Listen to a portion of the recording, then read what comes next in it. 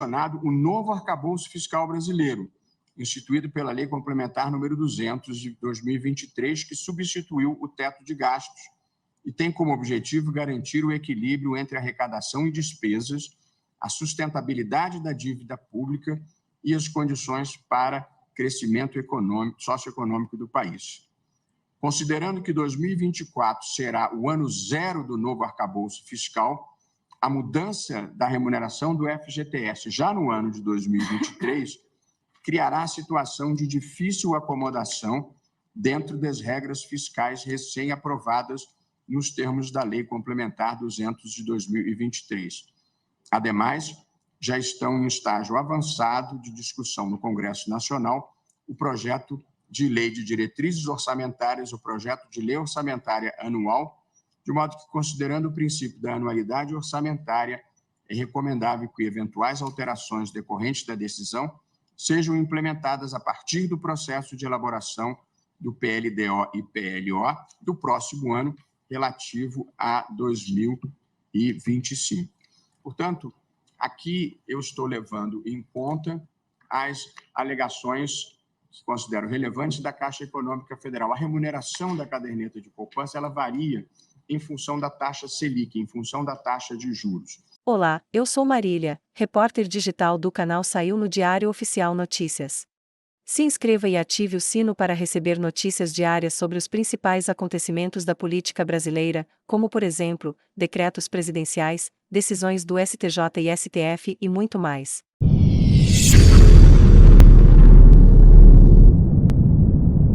E, de acordo com a projeção dessa taxa de juros, a aplicação da correção pela poupança aos depósitos anteriores provocaria uma consequência fiscal relevante se nós aplicássemos aos depósitos já existentes. E, além disso, a aplicação aos depósitos, mesmo daqui para frente, impactariam o arcabouço fiscal que não levou em conta essa nova despesa. Por essas razões, eu estou mantendo a minha posição de que é preciso reajustar o FGTS, no mínimo pela poupança, mas fazendo, ministro Fachin e prezados colegas, as seguintes modulações nessa aplicação. Em relação aos depósitos já existentes, a regra que eu estou propondo é a distribuição da totalidade do resultado do fundo de garantia pelos correntistas.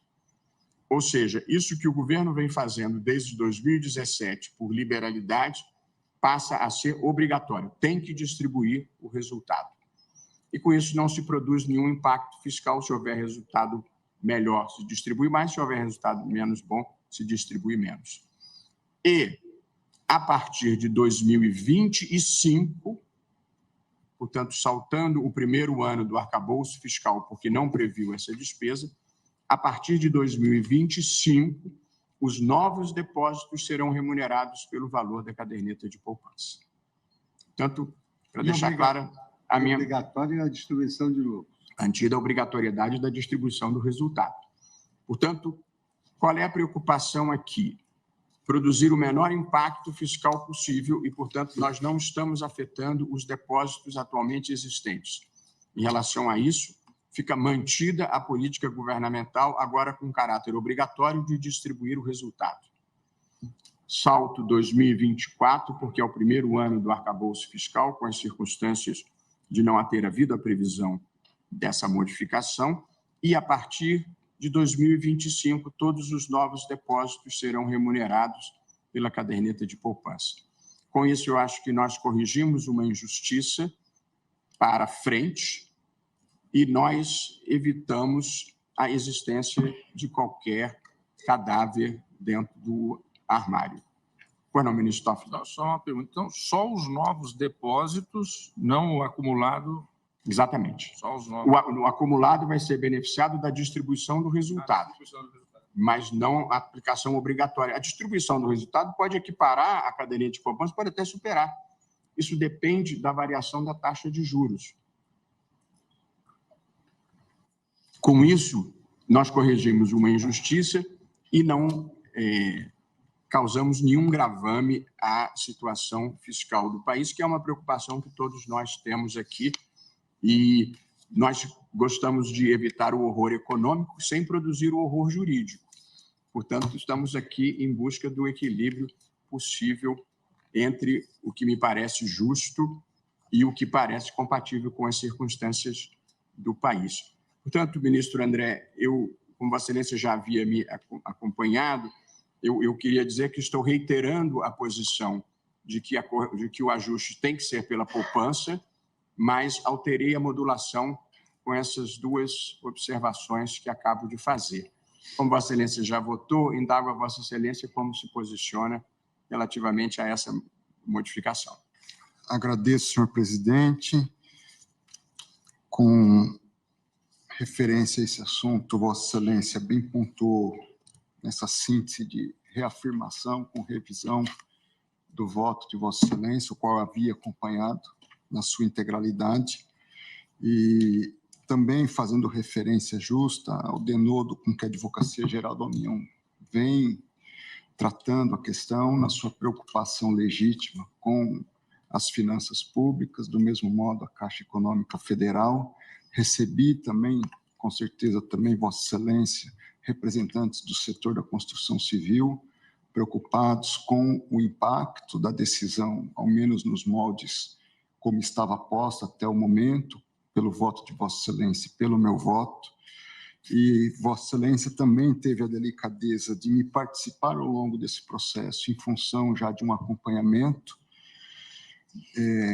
do voto, a proposta de reformulação e de modulação de efeitos. Eu, aderindo às razões que Vossa Excelência apresentou, entendo também que se busca fazer um equilíbrio de justiça, não só em relação ao caso do Fundo de Garantia, mas também com os impactos que a decisão tem no entorno da realidade social, econômica do país e orçamentária. Adiro totalmente, integralmente à reformulação de voto que Vossa Excelência faz, por entender também que é uma forma de trazer essa equalização. Se dá um tempo aos agentes econômicos envolvidos, ao Estado, para buscar esse reequilíbrio. Entendo a importância da construção civil e, de modo especial, aquela que impacta a vida das pessoas mais carentes. Entendo, porém, que as fontes de financiamento também devem buscar esse equilíbrio e que, ao final, não apenas o Fundo de Garantia, mas outros instrumentos de política monetária do Estado podem contribuir para essa finalidade. Entendo também que a Caixa Econômica Federal tem um papel importante nesse sentido, de revisão também, talvez, de procedimentos internos e da política interna com que tem tratado a questão desse financiamento. Assim, penso que, na minha modesta opinião e em adesão à opinião de Vossa Excelência, nós tentamos equalizar todas as questões que estão envolvidas. Assim, acompanho integralmente e apresentarei também um reajuste de votos, não farei leitura nesse momento, na linha do que Vossa Excelência propôs. Então, como voto agora em adesão integral à tese trazida por Vossa Excelência. Muito obrigado, ministro André Mendonça. Para que as pessoas entendam, esse é um debate público relevante, o financiamento habitacional é feito em parte expressiva pela caderneta de poupança e em parte expressiva pelo Fundo de Garantia do Tempo de Serviço. Mais ou menos a distribuição é 60% para a poupança e 40% para o Fundo de Garantia. O que nós estamos decidindo aqui é que os financiamentos do Fundo de Garantia do Tempo de Serviço vão custar basicamente o mesmo que custa o financiamento pela poupança. Nós não queremos negar que isso produz algum impacto, porque se você está remunerando mais o Fundo de Garantia, os novos financiamentos terão que ser a um custo mais alto. Porém, o que nós estamos decidindo, o ministro André e eu, é que, se quiser baixar esse custo e subsidiá-lo, que é legítimo, não deve tirar o dinheiro do trabalhador, deve tirar o dinheiro, talvez, de algum outro lugar, se esse for o caso. Muito obrigado, ministro André. Agora sim, passo a palavra ao ministro Vistor, ministro Cássio Nunes Marques. Renovo os cumprimentos a todos. Senhor presidente, adoto o relatório de Vossa Excelência quanto ao argumento de perda do objeto, também rejeito na forma da formulação de Vossa Excelência. Passo ao mérito. Quanto ao mérito, os dispositivos impugnados têm a seguinte redação: artigo 13, caput, Lei 8.036 de 90. Os depósitos efetuados nas contas vinculadas serão corrigidos monetariamente com base nos parâmetros fixados para atualização dos saldos dos depósitos de poupança e capitalização de juros de 3% ao ano. Artigo 17, caput. A partir de fevereiro de 1991, os saldos das contas do Fundo de Garantia por Tempo de Serviço, FGTS, passam a ser remunerados pela taxa aplicável à remuneração básica dos depósitos de poupança com data de aniversário no dia 1º, observada a periodicidade mensal para a remuneração. Desde a Lei 5.107, de 13 de setembro de 1966, que criou o Fundo de Garantia do Tempo de Serviço, e mais de 2 décadas depois, a Lei 8.036... Ministro Cássio, alguma dificuldade no microfone de Vossa Excelência? Nós estamos ouvindo com dificuldade, se puder aproximar. Agora melhorou. Desde a Lei 5.107, de 13 de setembro de 1966, que criou o Fundo de Garantia do Tempo de Serviço, e mais de 2 décadas depois, a Lei 8.036, de 11 de maio de 90, que a substituiu, é interessante observar que o fundo exibe natureza previdenciária em relação ao trabalhador. O Estado apodera-se compulsoriamente de um recurso que é pago pelo empregador em forma de alíquota sobre a remuneração do trabalhador e a seu benefício futuro, tal qual uma contribuição previdenciária. Esse recurso, em vez de ser entregue imediatamente ao trabalhador, reverte a um fundo coletivo, que é gerido pelo poder público. E o trabalhador apenas pode sacar o recurso diante da ocorrência de determinados eventos previstos em lei, e normalmente adversos para ele, ou relacionados à passagem do tempo. É clara a analogia dessa sistemática com a da Previdência Social. No entanto, o fato de a conta do trabalhador ser individualizada e não contar com nenhum aporte adicional do poder público faz com que o FGTS se pareça mais com a Previdência em regime de capitalização e não de repartição, como é aquele do regime geral da Previdência Social. E aqui chegamos ao cerne do problema da correção do saldo dos depósitos. No regime de repartição, como o poder público que gere o fundo obriga-se a pagar benefícios de certo valor, independentemente da existência de saldo capaz decorrente das contribuições individuais, o beneficiário não pode alegar que as suas contribuições não estão sendo corrigidas. Aliás, ele sequer tem interesse nisso, porque está assegurado pela regra do benefício definido. Mas no regime de capitalização, a situação é diversa, cabendo ao beneficiário o direito de acompanhar e fiscalizar o seu saldo de contribuições, que afinal é a única fonte de pagamentos a que ele faz jus, diante da ocorrência do evento que legalmente permite o levantamento do valor em depósito. Aqui só a contribuição é definida e o valor do pagamento é correlacionado à contribuição. Em tal contexto, está claro que a correção do valor do saldo assume uma importância fundamental para o trabalhador. O poder público não pode simplesmente deixar de corrigir o saldo, porque isso destruiria os fundamentos do sistema enquanto tal, diante de uma economia com índices inflacionários não desprezíveis. Por outro lado, a imposição de índices de correção monetária pelo judiciário também pode se mostrar problemática, especialmente tendo em conta 2 fatores. O primeiro, o perigo de realimentar a espiral inflacionária, e o segundo, o risco de debilitar políticas públicas que são financiadas pelos recursos do FGTS, que acabam também revertendo indiretamente em favor dos trabalhadores e da sociedade em geral. Tá gostando do conteúdo? Curta esse vídeo e fique conosco até o final. É importante lembrar, e o relator cuidadosamente o fez, que o Plano Real, uma das maiores conquistas institucionais do Brasil no pós-1988, teve como uma de suas âncoras a desindexação da economia, isto é, a desvinculação dos preços de índices arbitrários, para deixar o mercado livremente estipular os valores dos bens conforme a lei econômica da oferta e da procura. Essa foi uma medida de cunho não apenas econômico, mas igualmente político. Por meio dela, eliminou-se uma das grandes causas da inflação inercial do país, que era justamente a busca, seja pelos indivíduos, seja por corporações ou grupos, de proteções legais artificiais contra a inflação, o que acabava deteriorando os fundamentos da economia real e, paradoxalmente, aumentando a inflação inercial. É preciso, por isso mesmo, ter muita parcimônia para alterar índices de correção monetária estipulados pelo legislador, pois não há como estimar todos os fatores e consequências em jogo numa decisão dessa natureza. Tanto mais porque a nossa memória inflacionária e até certa cultura inflacionária nunca desapareceu completamente e permanece como um fantasma adormecido, que pode ser acordado por indexações sucessivas que venham a reintroduzir na sociedade a lógica da busca da proteção legal contra a inflação em decisões de ordem política e não em elementos próprios da economia. Sim, é verdade que há decisões do tribunal afastando a TR em favor de outros índices. Para ficar apenas em recursos com repercussão geral, rememoro aqui o tema 1191, em que se fixou a inconstitucionalidade da utilização da taxa referencial TR como índice de atualização dos débitos trabalhistas, e o tema 810, em que se declarou que a atualização monetária das condenações impostas à Fazenda Pública. No entanto, em um passado mais remoto, o tribunal também já afirmou a legitimidade da taxa referencial TR como índice de atualizações de obrigações, com uma única ressalva de inviabilidade de sua aplicação retroativa. Nesse sentido, cito vários precedentes. Quero, com isso, ressaltar que não estamos diante de um quadro estritamente jurídico, que admita apenas uma decisão como certa. Pelo contrário, as escolhas de índices de correção monetária têm um forte componente político. Inclusive, a própria decisão sobre deferir a correção monetária em tal ou qual obrigação a termo, que parece óbvia, é uma deliberação de ordem política com custos econômicos, porque em muitos países isso não é seguido. Então, decisões que alteram índices de atualização de obrigações, a pouco e pouco, podem reanimar o processo de indexação de preços, cujas consequências estruturais sobre a economia, repito, não temos como calcular.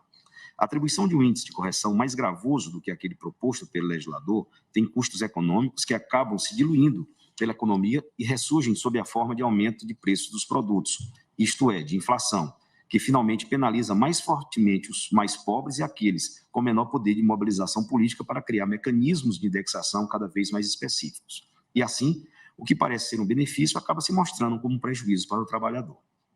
Melhor seria deixar cada trabalhador administrar o seu próprio dinheiro, mas aqui não vem ao caso discutir o modelo institucional do FGTS.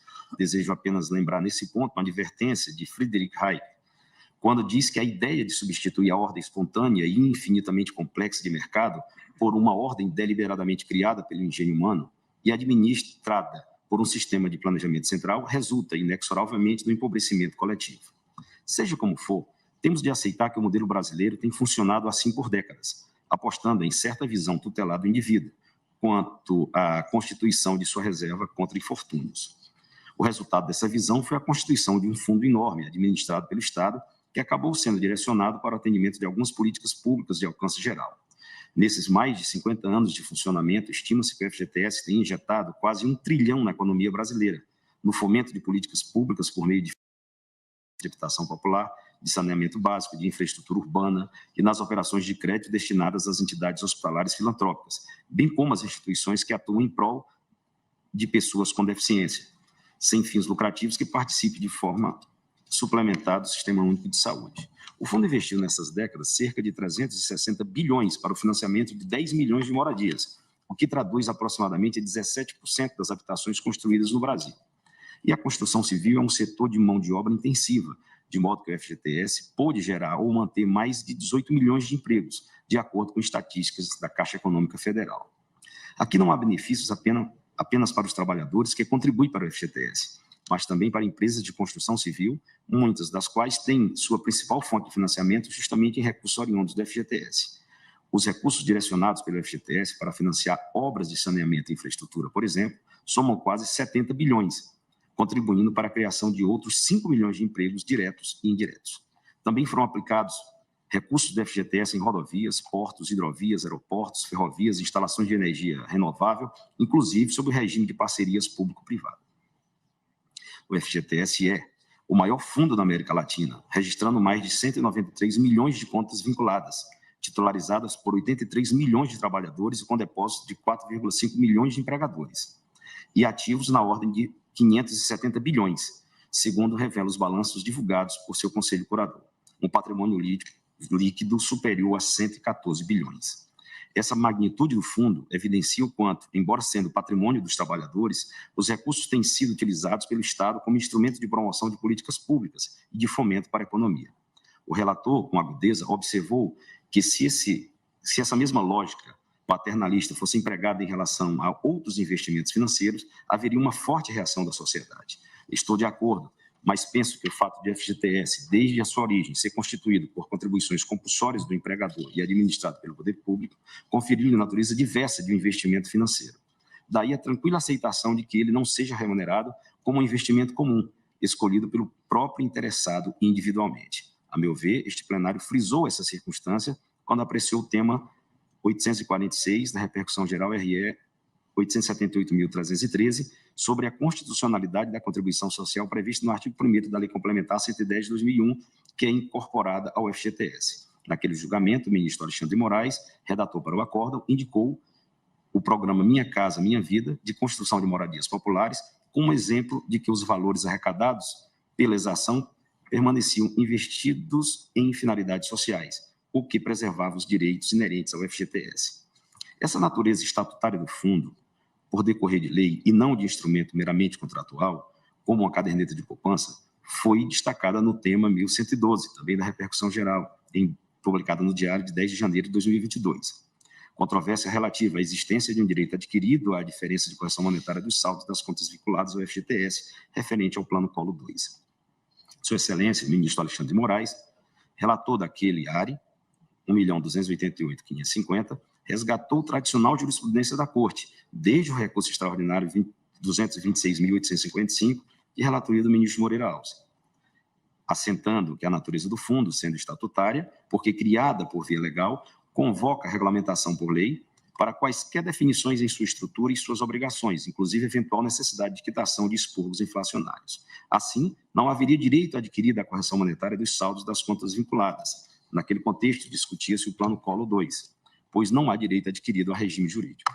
Logo, a correção das contas do FGTS no mês de fevereiro de 1991 deveria ser feita com base na medida provisória 294, convertida na Lei 8.177 de 91, vigente naquela data e que alterou o critério de atualização de BTN para TR. A reafirmação de jurisprudência naquela altura gerou a tese de que inexiste direito adquirido à diferença de correção monetária dos saldos das contas vinculadas ao FGTS referente ao Plano Colo II, conforme entendimento firmado no RE 226.855, o qual não foi superado pelo julgamento do RE 611.503, tema C 360.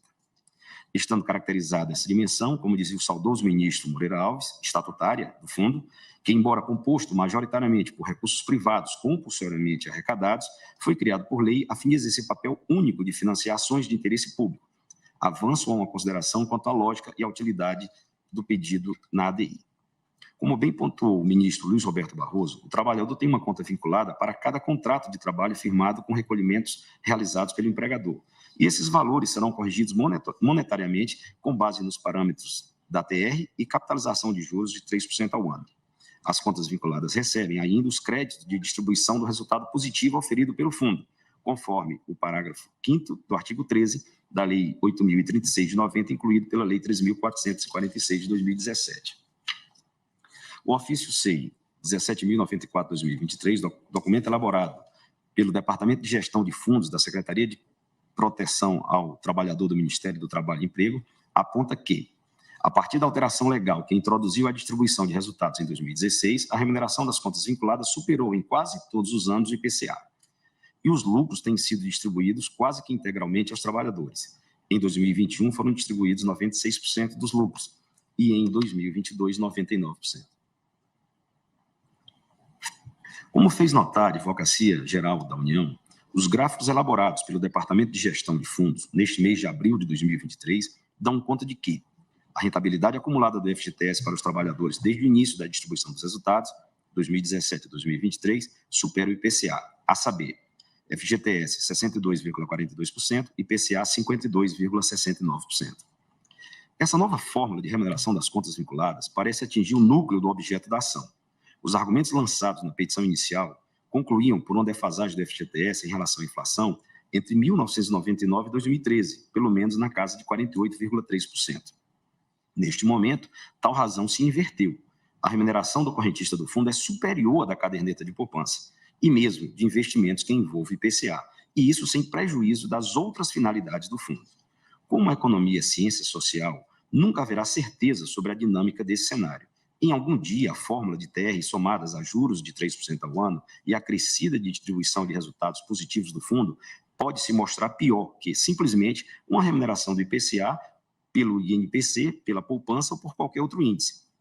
Mas isso reforça, a meu ver, a inconveniência de o Poder Judiciário se substituir ao Poder Legislativo na escolha de uma fórmula indexadora, que inclusive não garante sempre a melhor remuneração dos depósitos. Essa foi a motivação utilizada pelo Superior Tribunal de Justiça ao avaliar o recurso especial 1.614.874, tema 731 dos recursos repetitivos, de relatoria do ministro Benedito Gonçalves na primeira sessão. Ao discutir em 2018 exatamente a possibilidade ou não de a TR ser substituída como índice de correção monetária dos saldos das contas vinculadas ao FGTS, o tribunal fixou a tese de que a remuneração das contas vinculadas ao FGTS tem disciplina própria, ditada por lei, que estabelece a TR como forma de atualização monetária, sendo vedado, portanto, ao Poder Judiciário substituir o mencionado índice. O Superior Tribunal de Justiça, dessa maneira, à luz do caráter institucional do FGTS, afirmou que não haveria direito aos fundistas de elegerem o índice de correção monetária que entendem ser mais vantajoso a cada instante. O FGTS não é um investimento privado que visa exclusivamente a rentabilidade individual.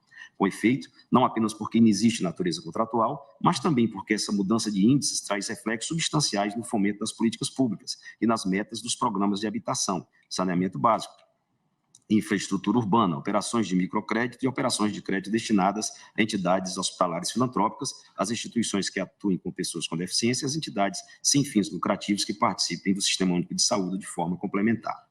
A título de exemplo das muitas virtudes do FGTS, fora do âmbito estritamente trabalhista, graças especialmente ao fato de não ter o fundo de oferecer uma rentabilidade típica de mercado, observo que a carteira de crédito habitacional da Caixa, a tradicional de mercado, que é baseada no IPCA, um dos índices invocados pelo partido autor da ação, é hoje de 4,33% mais IPCA. Já o FGTS é capaz de promover financiamento a um custo muito inferior, em média 4,96% no total. E a política de descontos aumenta ainda mais a vantagem para a população de baixa renda, possibilitando reduções significativas no valor de entrada dos financiamentos, que podem chegar até 47 mil. Outro exemplo, o montante da taxa de juros atualmente aplicada nas operações de financiamento habitacionais lastreadas no FGTS, TR, aplica taxas de 6,26 a 8,90. A troca da TR pelo IPCA importaria a aplicação de taxas de 10,42 e 13,06 e pelo INPC de taxas de 10,56 a 13,20 ao ano. Vê-se que o custo de financiamento habitacional no país poderia se elevar consideravelmente com a troca do índice de correção dos depósitos do FGTS, além de um custo adicional embutido nas relações trabalhistas, visto que a multa rescisória da demissão sem justa causa, 40% de todos os depósitos realizados na conta vinculada durante a vigência do contrato de trabalho, ficaria maior, o que, por lógica econômica, tende a desincentivar novas contratações. Faço essas considerações para expressar a minha reticência em interferir naquilo que o legislador, bem ou mal, previu. Mas reconheço que, nesse entrechoque de interesses do trabalhador, do poder público e da sociedade, o voto do eminente relator concebeu uma solução muito inteligente, ao reconhecer o rendimento da caderneta de poupança como um padrão de rentabilidade do FGTS, sem impor nenhum tipo de novo índice de correção monetária. Esse resultado interpretativo consegue articular vantajosamente as pretensões de todos os interessados, preservando a rentabilidade dos depósitos do trabalhador, sem descurar do histórico positivo do Fundo dos Investimentos em Infraestrutura, que produzem também importantes resultados para a economia nacional e para os direitos dos trabalhadores, assim como para a sociedade em geral. A solução construída pelo relator, ademais, escolheu bem um período de apuração da rentabilidade, que é o período anual, evitando assim que um procedimento custoso de apurações em períodos menores e proporcionando uma compensação recíproca de altas e baixas nos índices ao longo do ano. Era aquela minha preocupação, ministro Barroso, ou seja, prescreve-se a obrigatoriedade de se remunerar minimamente ao patamar da poupança, mas sem a obrigatoriedade de remunerar acima. Ou seja, nos meses superavitários, o fundo pode se provisionar para socorrer aqueles meses em que não atingiu o patamar da poupança. Outro ponto elogiável do voto do relator é que Sua Excelência preservou todas as situações consolidadas e projetou uma nova solução apenas para depósitos futuros, a partir de 2025. Isso assegura que não haverá surpresa para nenhum setor interessado e permite o planejamento adequado das atividades que gravitam em torno do fundo do FGTS. Como disse, eu tinha preocupação também com a periodicidade do cálculo, mas o relator expressamente deixou claro que a aplicação da nova sistemática deverá levar em conta o período de apuração de 12 meses, e não mês a mês, o que reduz a volatilidade do índice pelo maior espaço de amostragem. Outro aspecto da questão que me inquietava era a possibilidade de este julgamento culminar na indexação artificial do FGTS ao investimento financeiro, mas o relator aqui também mostrou grande perspicácia, pois não impôs qualquer índice de reajuste para o FGTS, tendo tão somente previsto o piso, aquém do qual a rentabilidade não pode cair. Ou seja, não ficou excluída a possibilidade, por exemplo, de os lucros do FGTS serem reinvestidos em áreas sociais, quando forem maiores do que a correção da poupança no período. Em exceção que confirma a regra, o relator afirmou expressamente que apenas como disciplina de transição, aplicável exclusivamente aos exercícios 2023 e 2024, é que a totalidade dos lucros auferidos pelo FGTS no exercício tem de ser distribuída aos cotistas. Ou seja, fora destes 2 anos, se os lucros do FGTS superarem os índices de correção da poupança, os gestores poderão decidir discricionariamente sobre a aplicação do excedente, ficando preservada, assim, a competência administrativa para decidir sobre o uso do fundo. Então, senhor presidente, com ajuste do voto de Vossa Excelência, em que considera a remuneração da poupança como meta, piso, o ajuste sendo feito de forma anual e não mensal, como inicialmente podia estar previsto, que propicia a compensação entre os meses superavitários ao índice da poupança em relação aos meses cuja remuneração seja inferior, a incidência somente em relação aos depósitos futuros, a partir de 2025, né? Essa posição minimamente já provocou uma reação dos gestores do fundo, né? Uma busca, inclusive, atual de soluções, a discussão dos gestores do próprio governo com as entidades sindicais. Então, é um ponto de partida, senhor presidente, que eu adiro ao voto de Vossa Excelência e essa é a minha posição. Muitíssimo obrigado, ministro Cássio Nunes Marques. Passo agora a palavra ao eminente ministro Cristiano Zanin. Senhor presidente, renovo os cumprimentos a Vossa Excelência, a todo o colegiado.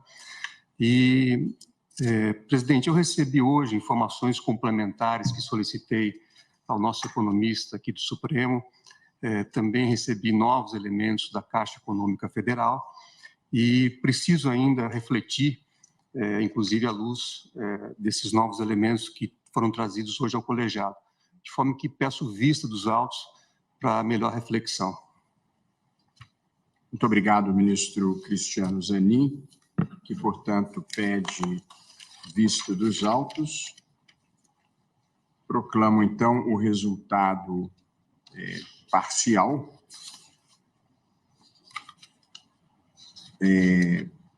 Após os votos dos ministros Luiz Roberto Barroso, André Mendonça e Cássio Nunes Marques, que reconheciam o direito de reajuste do FGTS pelo valor mínimo da caderneta de poupança, com as regras de modulação temporal que estipularam, pediu vista o ministro Cristiano Zanin. Indago dos demais se aguardam a devolução da vista. Aguardam os demais.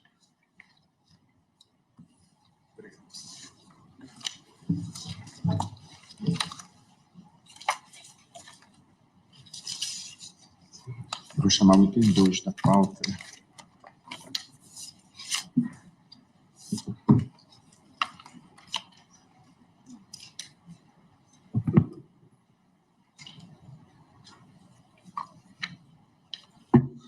Chamo para julgamento,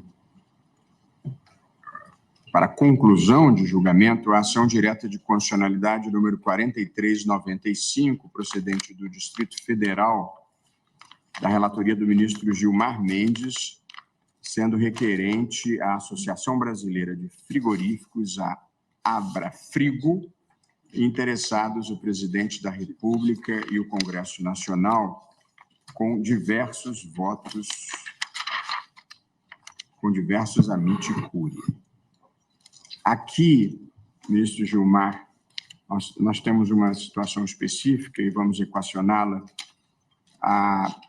Discute-se aqui a constitucionalidade de dispositivos que tratam da contribuição sobre a comercialização da produção do empregador rural pessoa física.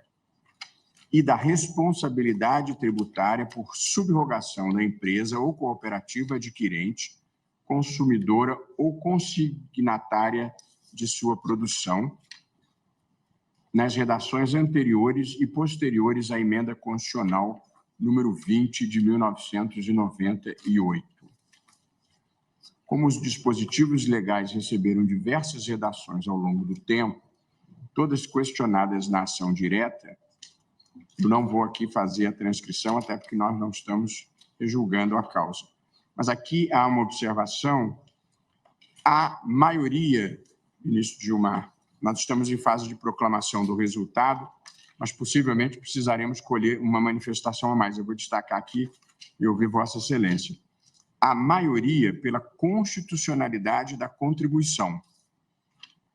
O que falta decidir é se a regra de responsabilidade tributária por subrogação é constitucional, que era a segunda questão discutida. Isto é, a contribuição devida pelo produtor rural é paga pelo adquirente, consumidor ou consignatário da produção. Essa forma de cobrança, aqui já estou fazendo um comentário próprio, é fundamental para garantir o recolhimento do tributo, pois a Fazenda não tem condições de fiscalizar individualmente os pequenos produtores rurais. Há 5 votos pela constitucionalidade dessa regra. E o ministro Marco Aurélio não se manifestou sobre esse ponto específico. E aí, por essa razão, ministro Gilmar, é que eu acho que talvez seja o caso, nesse particular, de colher o voto do ministro André Mendonça. Então, nós temos aqui, eu fiz uma tabela, nós temos 5 votos de Vossa Excelência, o do ministro Alexandre, da ministra Carmen Lúcia, do ministro Fux e o meu mesmo, declarando a constitucionalidade do dispositivo que prevê a contribuição sobre a comercialização da produção. E temos esses mesmos 5 votos pela constitucionalidade da subrogação. Mas aqui, senhor presidente, eu fui o último a votar. Quando houve o empate em 5-5, eu estava de licença médica e, por isso, eu não votei. Aí eu fiquei como responsável por dar o último voto. Ao votar, eu votei pela constitucionalidade da contribuição, tal qual votaram o ministro relator, Gilmar Mendes, o ministro Alexandre de Moraes, a ministra Carmen Lúcia, ministro Luiz Fux e Vossa Excelência, ministro presidente. Pela inconstitucionalidade, votaram os ministros o Marco Aurélio, Edson Fachin, Rosa Weber, Ricardo Lewandowski e Celso Melo. Votaram pela inconstitucionalidade. Então, aqui 6-5. Eu entendo que na subrogação não era necessário o ministro Marco Aurélio explicitar no dispositivo a inconstitucionalidade da subrogação. Por quê? Porque Sua Excelência, se entendia a contribuição inconstitucional, a forciori, por consequência, a subrogação é. Então, eu entendo, senhor presidente, com a devida vênia, que não há voto a ser colhido. Por quê?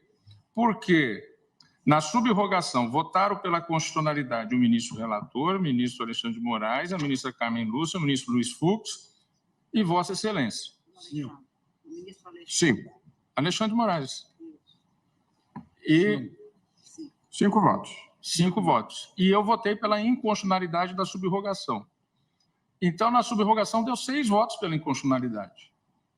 Então, a proclamação aqui é muito simples. Em relação à contribuição, ela é constitucional. Em relação à subrogação, ela é inconstitucional. O ministro relator, no dispositivo, ele mencionou o dispositivo da contribuição como inconstitucional. Ele não precisava mencionar o dispositivo consequentemente, o dispositivo da subrogação. Mas, por consequência, se ele votou, e ao longo do voto dele ele fez menção. Ele fez menção que aquilo atingia a subrogação. Eu tenho a impressão, essa tinha sido a minha leitura, que, vencido na questão da constitucionalidade, ele teria que se manifestar pela subrogação ou não. Essa foi a leitura que eu fiz aqui. Todos entendem. Havia duas questões: saber se a contribuição era constitucional e saber se a subrogação era constitucional. O ministro, a maioria votou pela constitucionalidade da cobrança. E aí, eu acho que resta decidir pela subrogação. Portanto, eu acho que são duas questões diferentes. Eu não acho que esteja uma embutida na outra. De que, se o ministro Marco Aurélio votou pela inconstitucionalidade da contribuição, por consequência, ele não precisava se manifestar especificamente sobre a subrogação, porque, por consequência lógica, a subrogação era inconstitucional. Mas veja, havia duas questões: a constitucionalidade da cobrança e a constitucionalidade da subrogação. Ele ficou vencido relativamente à constitucionalidade da cobrança. E, consequentemente, eu acho que caberia a ele, vencido neste ponto, votar na segunda questão. Para ele, não faria sentido, de imediato, votar nas duas. Mas, vencido em uma, eu acho que caberia a ele votar na outra.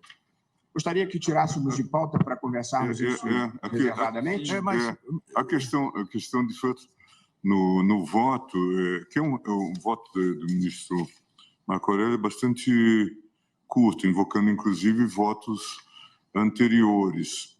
E, na conclusão, o que ele diz que, ausente previsão quanto à contribuição devida pelo empregador rural, pessoa natural, da base de incidência, elemento essencial ao aperfeiçoamento do tributo, assento a inconstitucionalidade do artigo 25 da Lei 8.212, na redação conferida pela Lei 10.256 de 2001. E nada fala sobre o 34, que é o que cuida, e foi questionado. Quer dizer, os dois foram impugnados. Ele só se manifestou sobre um, porque, logicamente, se ele considerou inconstitucional, não teria que se manifestar pelo segundo. Porém, vencido nessa questão, eu acho que ele teria que se manifestar sobre a outra.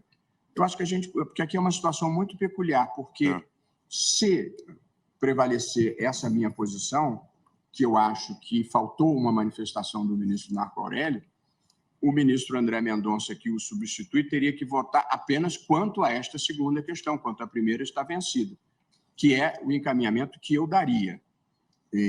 Mas, diante da posição do ministro Toffoli, eu ouço o relator, mas também podemos retirar de pauta e conversarmos internamente uma solução.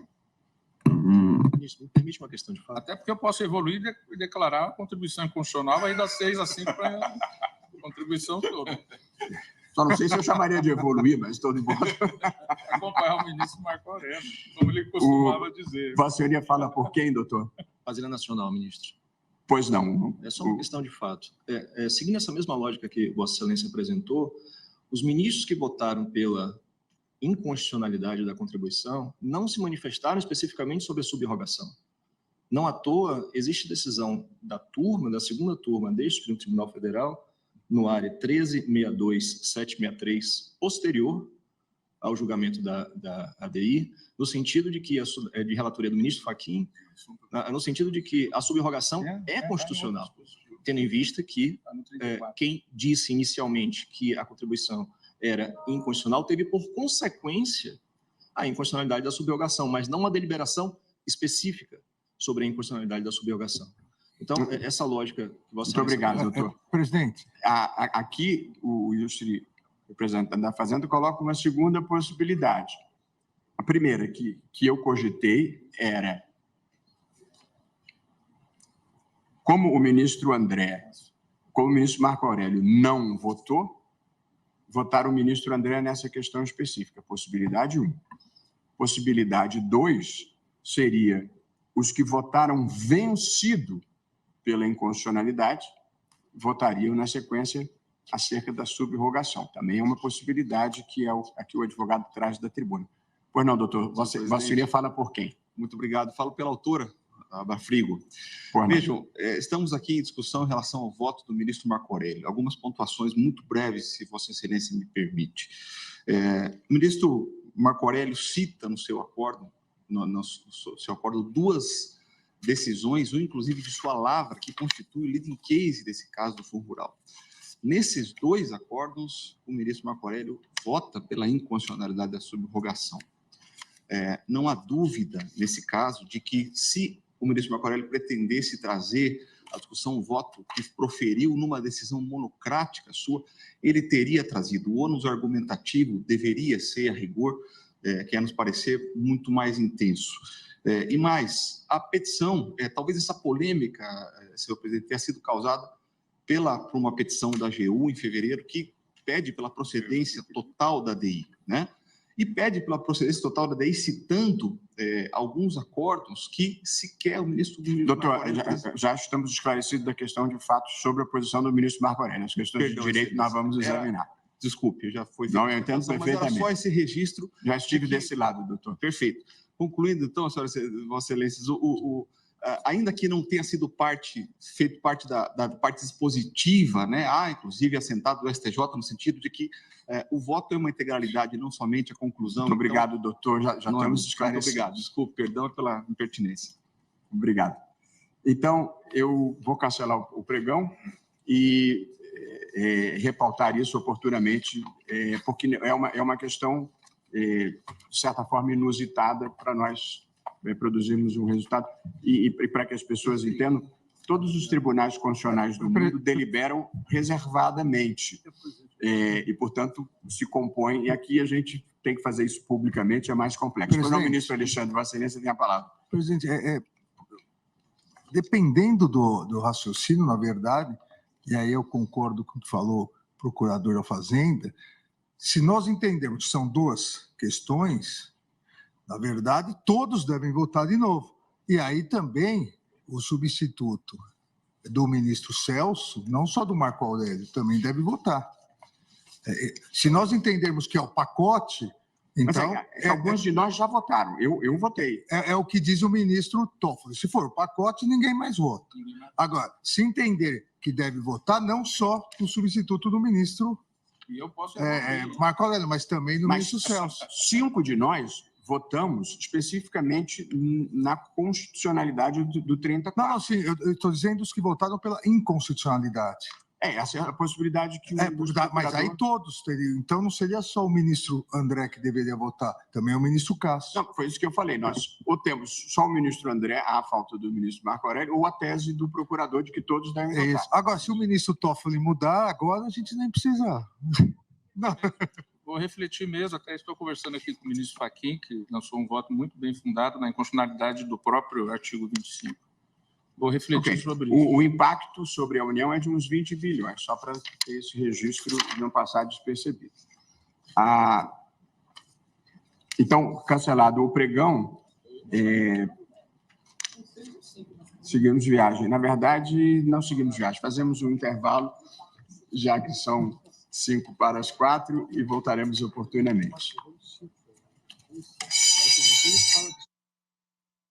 Que bom que você ficou aqui até o final. Nossos vídeos vão ao ar de segunda a sexta às 19 horas. Compartilhe esse vídeo para que mais pessoas saibam o que está acontecendo em nosso país. Vejo você no próximo vídeo.